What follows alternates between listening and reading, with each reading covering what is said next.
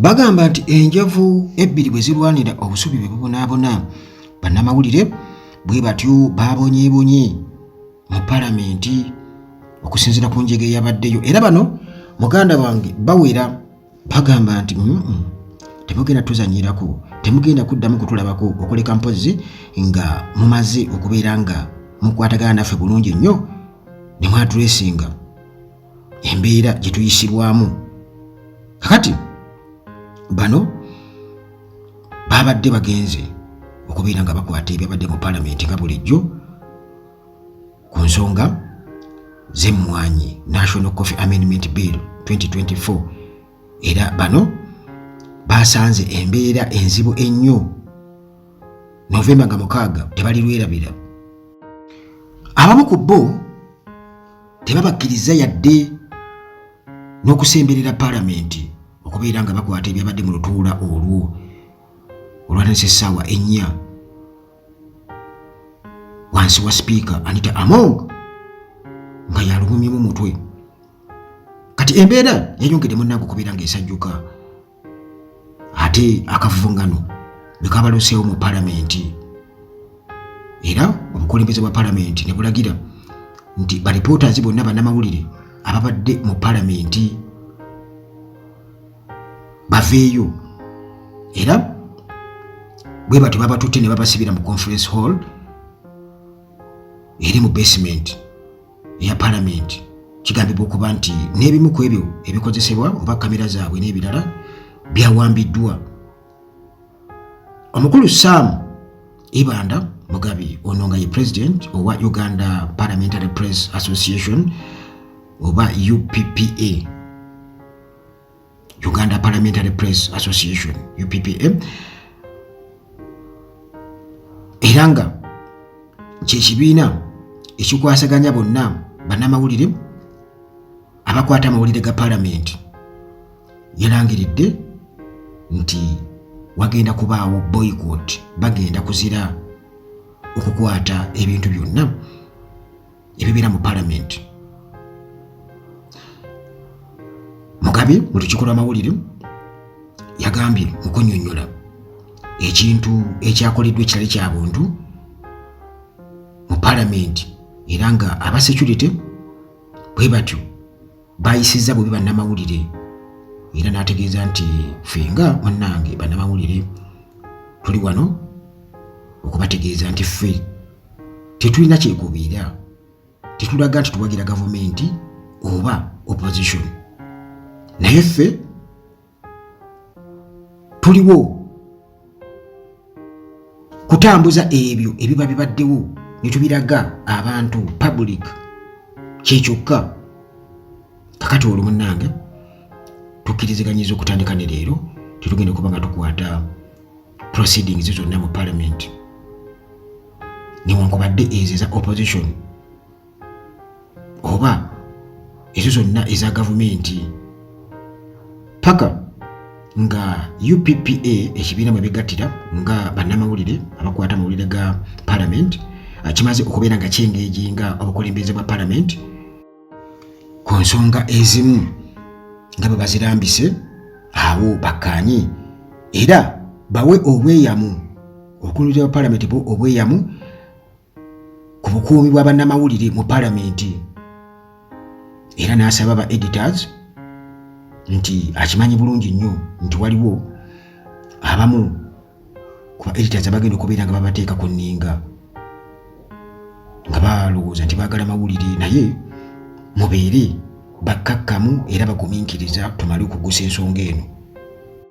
Okuddizayo katono emabega nti okusingira ddala enjega yatandise nga olutalo wakati wa MP Akol owa Clark North lwakabalukawo nga yakava okukuba omubaka Francis Kutebezaake owa Mityana Municipality. Kati ba reporters bwe batyo ababaddewo nga Speaker Among asoma etteeka Rule 90 etteeka ery'ekyenda erirambika enkwasaganya ya palamenti mwe yasinzidde okubeera nti agoba ababaka 12 obutabeera mu ntuula 3 eziddiringana eza palamenti olwa misconduct olw'okweyisa mu ngeri etasaanidde babadde bali awo. Muganda wange kyabeewunyisizza okulaba nga waliwo group ey'aba security abazze gye bali ne baleka okubagamba nti muzingeeko ebyammwe mangu. Jjukira nti ebintu by'amawulire ebiseera ebisinga byetaaga kukwata na bwegendereza, kamera n'ebirala, oba otadde wali recorders zo n'ebirala. Kakati omuntu okujjukuka nti vaawo jjukira kali kakyemba ka bannamawulire bareporters mwe babeera kati babeera bamanyi bali free kubanga baliwo mu mateeka. Kati bano bajja mwanguwe mvayo mu ngeri efaanaganako bwetyo, era bwe bati ne babagoba mu media gallery ne basindikizibwa mu conference room, era ebintu byabwe ne biwambibwa. Kati obukulembeze obwa UPPA nga mwe beegattira nga bannamawulire abakwata mu Liga Parliament bo nga bagamba nti munnange balowooza nti bannamawulire wabadde tewaliwo nsonga yonna ebagobesa mu media gallery n'okubeera nga bawamba ebintu byabwe okukosa n'okubeera nga babasibira mu conference hall. N'olw'ensonga eyo nti tebagenda kuddayo buzzi kwegamba nti ng'abaana abatanyiiga nti abajja kukomawo bataddewo embeera tebagenda kuddayo. Bannamawulire bangi nnyo be baaganye okubeera nga bakisensinga Parliament. Mwabaddemu ne bannamawulire ayitibwa Bosen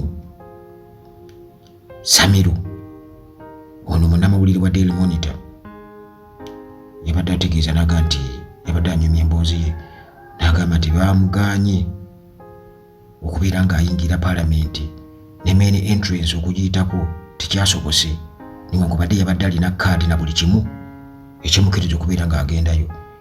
Yagambye nti ba police officers abaateereddwa ku mulango gwa Parliament baamugambye nti tuula awo abagenyi we balindira nga bamaze okubeera nga balaba ku kaadi ye accreditation card. Katuulu yabadde awo yatudde kumpi essaawa emu n'ekitundu ng'alinda. Oluvannyuma bamugamba nti munnange wandibadde oddeeka kubanga tokyasobola munnange kubeera nga okkirizibwa okuyingira chambers za Parliament. Kino nno kivumiriddwa nnyo bannamawulire bennyini, ba media experts, rights organizations, era n'abo abaali balipootinzeeko amawulire go mu Parliament nga bagamba nti ekyabaddewo muganda wange kyabadde agire nnyo era kyabadde tekyetaagisa kubanga bannamawulire bo munnange babeera tebabiriimu, babeera bazze kwata mawulire naye nga bamumanyi nti mu mbeera yonna eri mu bwa dictator ebyo bye bamusuubira nti omuntu yenna okubeera nga tayagala mawulire kiba kitegeeza alina byayagala okukola. Ekyo bw'okigeraageranya n'okuggyako amataala awo osobola okufuna ansa nti lwaki omuntu aggyako amataala, kitegeeza ate visibility. Bwe tuddeyo kukyazzaako nti babadde bapulaaniza okumukuba era nakyo oyinza okulaba nga kigatta oli engeri gyaze mu kifo kye n'atuula awo ate bw'atalina kutuula ate ng'akimanyi bulungi abapaka NRM tebatuula wamu n'aba opposition bwa byonna obiraba nga tebikola makulu era nga byabadde bipulaningi nga basuubira okuba nti wagenda kuba bwakavuyo kubanga ku lunaku olwo njagala okubuulira nti zinabaddeko sayidi z'ebwayise eyo naye nga abasirikale bali buli wamu era akawungeezi nabadde nva Luweero sayidi z'Eruweero gye nabadde nva mu kutuuka ekawempe awo okutuuka ekawempe emmotoka byayiseewo nga biddayo ndowooza ebbombo ery'abasirikale ekitegeeza nti wabaddewo okwetegekera. Nsuubira okuba nti mu Parliament tewali nnyo mbeera eyinza kubaawo, wasuubira okuba nti n'abantu bayinza okwekalakaasa kubanga ekintu bwe babeera nga bateesa ku kintu abantu kye batalinamu interest ate lwaki bayiwa amagi ku round about, kitegeeza nti babadde bakimanyi nti n'abantu abawansi ekintu kino kibalumiramu.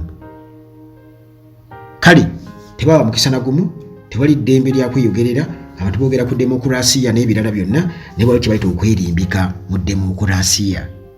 Twegamba n'ofaanaganako empologoma oba engo eyebisse oba eyebisse eyeekwese mu ddiba ly'endiga nga gw'olowooza muganda wange ndiga kumbe ogenda kuliibwa kati bakozesa demokrasiya wano e Uganda bamwekakamu obwekwesi bateekawo akalulu ak'obulimba ak'ekifere tulonda demokrasiya pulezidenti omulonde era bayita bakyemfasayizinga nnyo pulezidenti wa Uganda omulonde